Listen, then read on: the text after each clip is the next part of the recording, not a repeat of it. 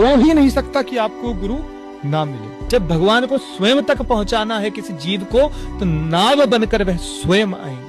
गुरु भगवान के अलावा कोई दूसरा तत्व नहीं है। स्वयं भगवत तत्व को ही हम गुरु तत्व कहते हैं। भगवान में और गुरु में कोई भेद नहीं है, क्योंकि स्वयं तक तो वही पहुंचा सकता है जो उसका पता जानता है, और उसका पता वह स्वयं ही जानता है। अगर आपका लक्ष्य भगवान नहीं है, आपका लक्ष्य भौतिकता है, आप भौतिकता में ही सुख ढूंढ रहे हैं, तो आपको गुरु नहीं मिलेगा। लेकिन अगर आप भगवान का नाम जाप कर रहे हैं, तो वह नाम जाप के प्रभाव से ही गुरु को आप तक आना होगा, और स्वयं गुरु आपको खोजेगा। आप गुरु को नहीं खोज सकते। आप गुरु को प्रमाण पत्र नहीं दे सकते कि ये मेरा गुरु बनने लायक है। गुरु तय करेगा कि आप उसके शिष्य बनने लायक हैं या नहीं। इसलिए जिन भी लोगों को जिज्ञासा है कि वह परमात्मा को जानना चाहते हैं, परमात्मा को पाना चाहते हैं, तो वह निस्वार्थ भाव से, निष्काम भाव से भगवान का चिंतन करें, भगवान का नाम जप करें।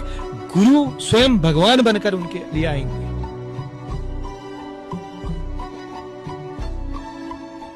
हो ही नहीं सकता कि आपको गुरु ना मिले। जब भगवान को स्वयं तक पहुंचाना है किसी जीव को, तो नाव बनकर वह स्वयं आएंगे। गुरु भगवान के अलावा कोई दूसरा तत्व नहीं है। स्वयं भगवत तत्व को ही हम गुरु तत्व कहते हैं। भगवान में और गुरु में कोई भेद नहीं है, क्योंकि स्वयं तक तो वही पहुंचा सकता है जो उसका पता जानता है, और उसका पता वह स्वयं ही जानता है। अगर आपका लक्ष्य भगवान नहीं है, आपका लक्ष्य भौतिकता है, आप भौतिकता में ही सुख ढूंढ रहे हैं, तो आपको गुरु नहीं मिलेगा। लेकिन अगर आप भगवान का नाम जाप कर रहे हैं, तो वह नाम जाप के प्रभाव से ही गुरु को आप तक आना होगा, और स्वयं गुरु आपको खोजेगा। आप गुरु को नहीं खोज सकते। आप गुरु को प्रमाण पत्र नहीं दे सकते कि ये मेरा गुरु बनने लायक है। गुरु तय करेगा कि आप उसके शिष्य बनने लायक हैं या नहीं। इसलिए जिन भी लोगों को जिज्ञासा है कि वह परमात्मा को जानना चाहते हैं, परमात्मा को पाना चाहते हैं, तो वह निस्वार्थ भाव से, निष्काम भाव से भगवान का चिंतन करें, भगवान का नाम जप करें।